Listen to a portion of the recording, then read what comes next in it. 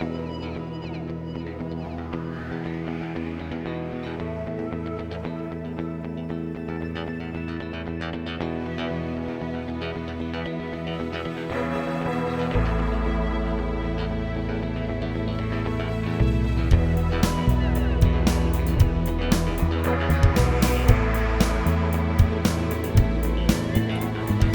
needle felting project that people seem fascinated by is making felted beads.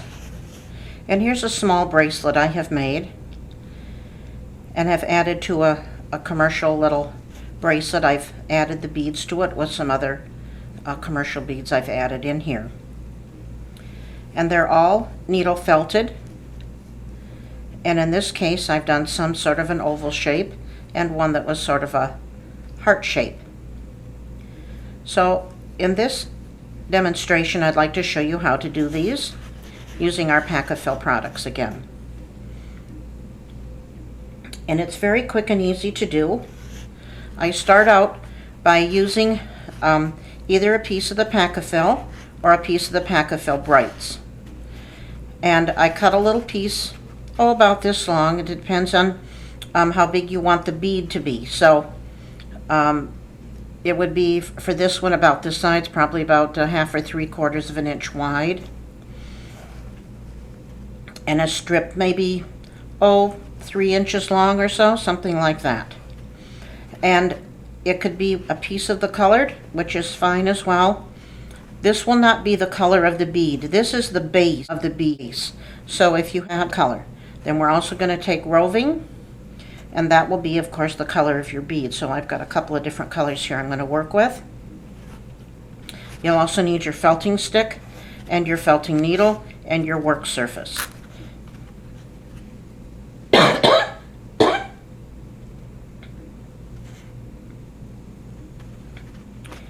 So get your materials together, and when we come back, then we'll start working on our bead. So you'll need your foam, your felting needle, a piece of your Roving colors that you're going to use, and we'll meet back here in a few minutes to get started.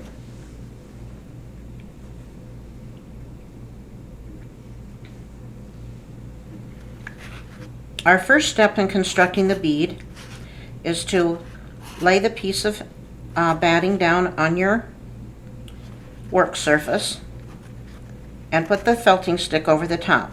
Then you're going to roll just the edge of the batting over the top and roll it on there kind of tight, and just to get it started. Then you'll take your felting needle, and along the edge of the batting you're going to punch down through the layers, and then you're going to roll it toward you and continue punching like that. You can see what I'm doing here. We're just making a base that we're going to felt onto. So continue doing that, and when you get that all rolled up and felted together, we'll meet back here and we'll start adding the colors to your bead.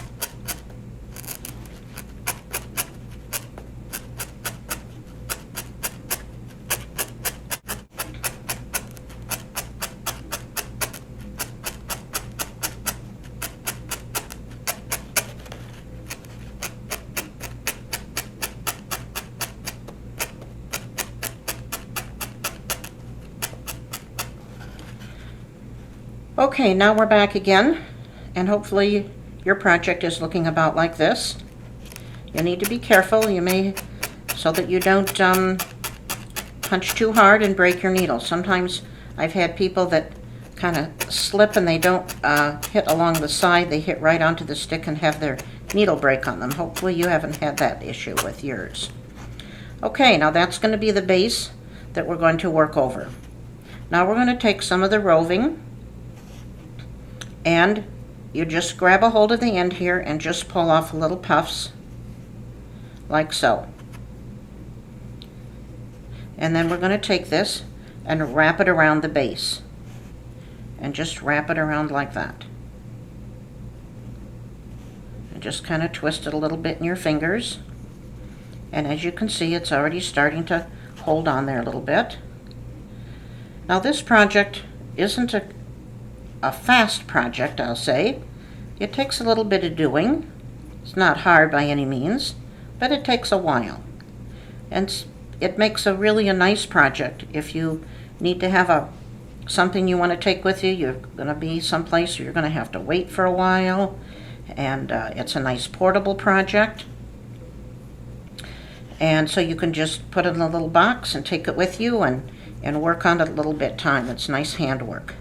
So now you can see I put a couple of layers on there, and now I'm going to start punching the roving into the little thing of batting that we had originally put onto the stick. I like to encourage people to spend a lot of time punching right where the fiber comes up to the felting stick here, to make sure that that's nice and dense in there. Now as you start working, just work your way on down, just randomly punching the fiber into the base. And this will take some time. Just don't be in a hurry. Just take your time and enjoy the process. And then you'll be able to see you can start making a little shape with it. And then you turn it around and start working at this end. And just keep punching away here. If you're concerned about punching your fingers, one way that you can work is to hold and just kind of turn it around like that. As you're working along, you can just keep twisting it and turning it and keeping it even that way. And other people I've seen take the stick and hold it on the side of their work surface this way and turn and work on it that direction. So you find what works and is the most comfortable for you. Now, if you want to make this more round, then you can kind of figure what you're going to be doing is adding some more fiber to the center of it. So then you may want to add a little bit here to the center, and you can see it makes it a little bit more of a round shape. But that, of course, is definitely up to you, what you're wanting your finished bead to look like. So I'm going to give a little break now, and we'll both keep working on our beads and keep punching them and making them more firm. The one thing about doing this type of felting is, you'll see at the beginning here when we're working on it, it's really quite soft and fluffy. But the longer that you punch on it, the more dense it becomes. And you'll see yourself, it's really quite interesting. As the longer you work, the more and more dense that you'll feel your felting will become. So take your time, and I'll be back in a few minutes and we'll talk about doing some embellishing on your bead. See you in a few minutes.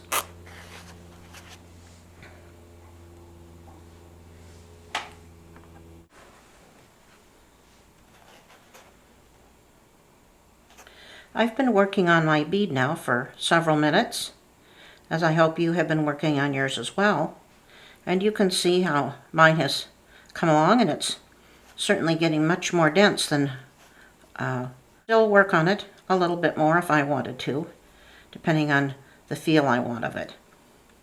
You could also make it even more dense by wet felting it, and that's just a matter of going to the kitchen sink with hot soapy water and just hold it in your hands like this and roll it between your fingers while it's still on the stick like this. It may take you 10 or 15 minutes, and it will shrink up quite a bit smaller, but it will get very, very, very hard and dense. This particular method works well for making beads because you have a hole already in it, ready to string. Many people make wet felted beads just taking a roll of roving in their hands and rolling it like this. Often those get so dense that it's hard to even put a needle through it to string it. So that's why I like this method of felting them onto our felting stick.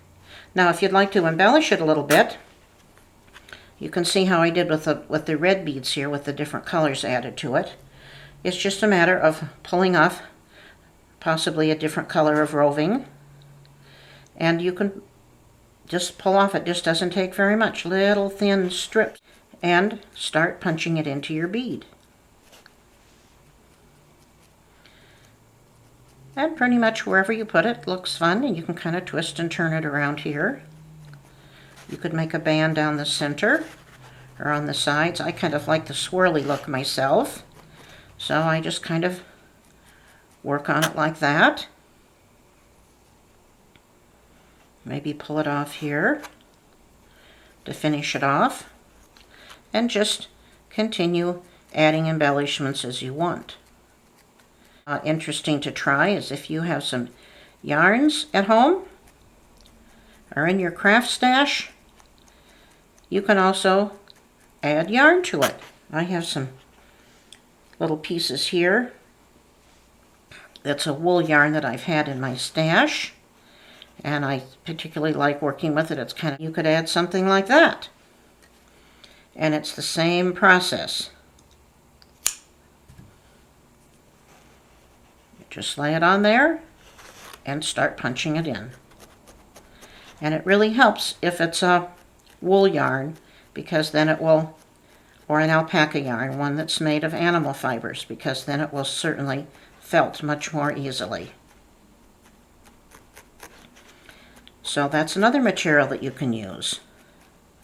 Another material that I have in my stash that I like to use sometimes for felting on beads or on any other felting projects is a material called pencil roving. And it's also like our other roving. Here, I'll cut this little piece off. That's our little tail on there. You can see how the texture, it's kind of fun to sometimes have a texture on a bead. But pencil roving is also carded and combed like our regular roving, but it's very thin. And that's why it's called pencil roving. It's very, very thin. But it's also fun to felt with, little pieces like that.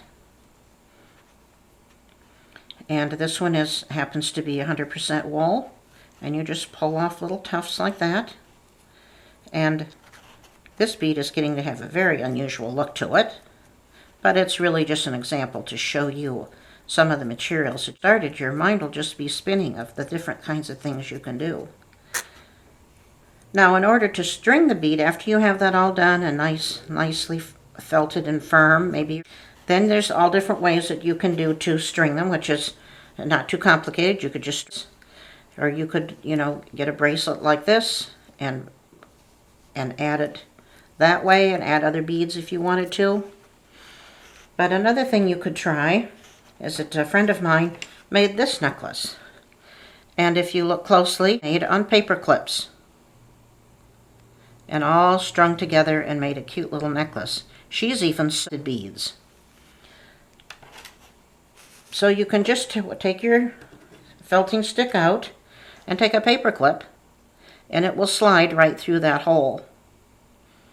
And then you could use a jump ring to hold it together, or you could add another paper clip.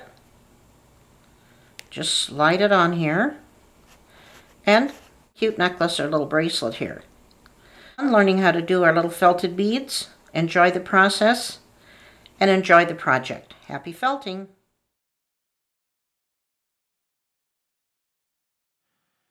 Once you have needle felted several beads, you may want to work on making a little project. Many people, both kids and adults alike, you could make it into a little bookmark. So you can see here that I've taken and braided some yarn together, and then you take the bead at one end and tuck the braid inside and needle felt it together. And it makes a fun, quick little project. Fun for yourself to use as a bookmark or give as a friend, as a gift to a friend or a teacher. So here's several different ones that we've made in the past, and it might be a nice way to make an additional project with your felted beads.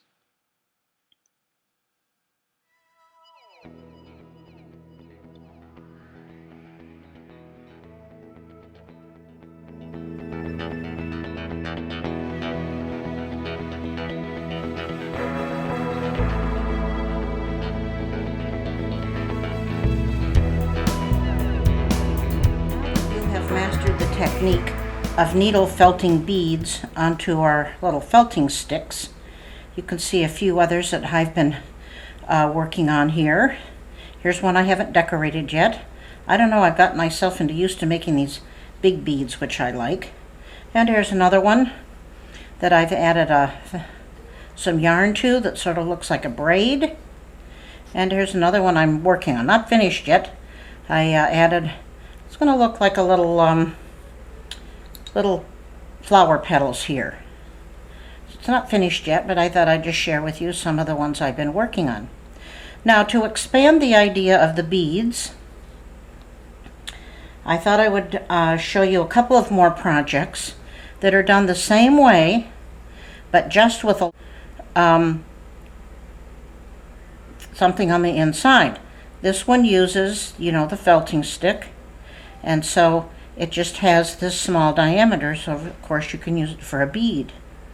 But if we expand that idea into a couple of larger things, here's one here, and that can be used for a couple of different things.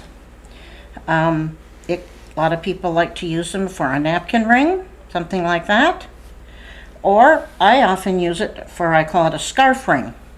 So you can take your scarf and you can tuck it in here, and so you can make these scarf rings to match some of the scarves that you like to wear. So you can either tuck it in like this, which looks pretty like that, or another way you can do it is to tuck the ends in the opposite direction, which is the way I usually like to wear it. Let me pull the scarf apart and I can show you how I do it. I put one end of the scarf through here, and then I put the opposite end going in the other direction. And that's a different way to wear a scarf. And it's the same method as making those little beads, except we have to just find something with a little bit larger diameter. Now, to expand from that, I've been making these bracelets. Same method, everything's the same about it, except it just needs a larger diameter. So let's talk about how to do those, and you can move on and try some other little projects.